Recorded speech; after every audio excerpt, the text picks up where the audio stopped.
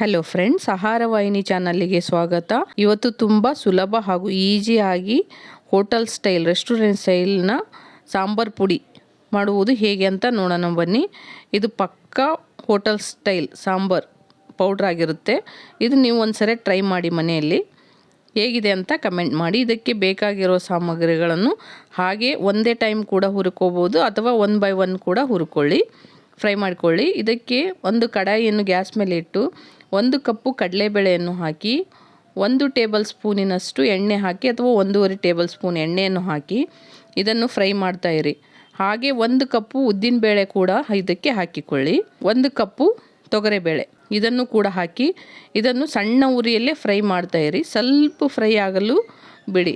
ಸ್ವಲ್ಪ ಫ್ರೈ ಆದ ಮೇಲೆ 1/4 ಟೇಬಲ್ ಸ್ಪೂನ್ ಮೆಂತೆ ಕಾಳನ್ನು ಕೂಡ ಹಾಕಿ ಹಾಗೆ 1/2 ಟೇಬಲ್ ಸ್ಪೂನ್ ಮೆಣಸು, ಕರಿಮೆಣಸು, ಪೆಪ್ಪರ್ ಕೂಡ ಹಾಕಿ ಇದನ್ನು ಕೂಡ ಸ್ವಲ್ಪ ಚೆನ್ನಾಗಿ ಫ್ರೈ ಆಗಲು ಬಿಡಿ.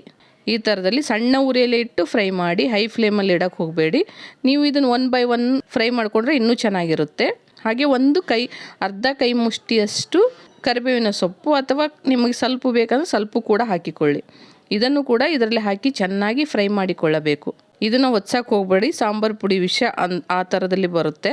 ಇದನ್ನು ಚೆನ್ನಾಗಿ ಸ್ವಲ್ಪ ಫ್ರೈ ಮಾಡಿಕೊಳ್ಳಿ. 2 ಟೇಬಲ್ ಸ್ಪೂನ್ ಜೀರಿಗೆಯನ್ನು ಹಾಕಿ, ಜೀರಿಗೆ ಹಾಕಿದ್ರೆ ಸ್ಮೆಲ್ ಚೆನ್ನಾಗಿರುತ್ತೆ. ಹಾಗೆ 1 ಕಪ್ಪು ಧನಿಯಾ ಫ್ರೈ ಮಾಡ್ತಾ ಇರ್ರಿ. ಹಾಗೆ ಇದಕ್ಕೆ 1 ಕಪ್ ಧನಿಯಾ, ಕೊತ್ತಂಬರಿ ಬೀಜವನ್ನು ಹಾಕಿಕೊಳ್ಳಿ. ಇದನ್ನು ಕೂಡ ಹಾಗೆ ಫ್ರೈ ಮಾಡ್ತಾ ಇರಿ. ಈ ಸಾಂಬಾರ್ ಪುಡಿಯನ್ನು ಮನೆಯಲ್ಲೇ ಮಾಡಿಟ್ಟುಕೊಳ್ಳಬಹುದು ಫ್ರೆಂಡ್ಸ್. ತುಂಬ 5-6 ತಿಂಗಳವರೆಗೂ ಹಾಗೇ ಇರುತ್ತೆ, ಚೆನ್ನಾಗಿ ಬರುತ್ತೆ. 10 ರಿಂದ 15 ಮೆಣಸಿನ್ಕಾಯಿ, ಒಣ ಮೆಣಸಿನ್ಕಾಯಿ ಹಾಕಿ, ಖಾರ ಜಾಸ್ತಿ ಇದ್ದರೆ ಕಮ್ಮಿ ಹಾಕಿಕೊಳ್ಳಿ.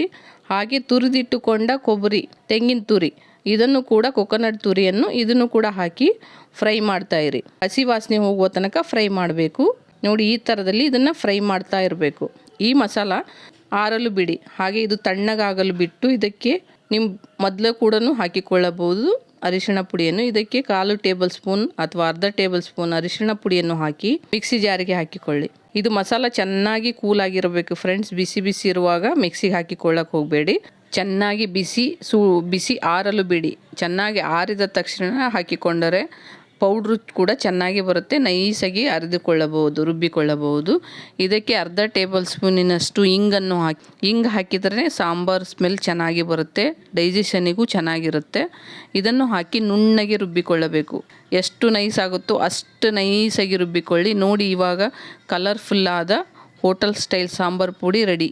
ನೀವು ಅಂಗಡಿಯಲ್ಲಿ ಖರೀದಿ ಮಾಡೋದಕ್ಕಿಂತ ಇದು ತುಂಬಾ ಹೆಲ್ತಿಯಾಗಿ ಮನೆಯಲ್ಲೇ ಮಾಡಿಕೊಳ್ಳಬಹುದು ಫ್ರೆಂಡ್ಸ್. ಇದನ್ನು ನೀವು ಒಂದ್ಸರಿ ಟ್ರೈ ಮಾಡಿಕೊಳ್ಳಿ, ಹೇಗಿದೆ ಅಂತ ಕಮೆಂಟ್ ಮಾಡಿ. ಇದನ್ನು ನೀವು ಹುರಿದುಕೊಳ್ಳುವಾಗ ನಿಮಗೆ ಕಷ್ಟ ಆಗುತ್ತೆ ಎಲ್ಲ ಒಂದೇ ಟೈಮ್ ಹುರ್ಕೊಳ್ಳೋಕೆಂದರೆ ಲೈನ್ ಬೈ ಲೈನ್ ಆ ಥರದಲ್ಲಿ ಹುರ್ಕೊಳ್ಳಿ. ಕಡಲೆಬೇಳೆ, ಉದ್ದಿನಬೇಳೆ ಎಲ್ಲ ಮಸಾಲನೂ 1 by 1 ಗೋಲ್ಡನ್ ಬ್ರೌನ್ ಬರುವ ತನಕ ಚೆನ್ನಾಗಿ ಹುರಿದುಕೊಂಡ್ರೆ ಚೆನ್ನಾಗಿರುತ್ತೆ.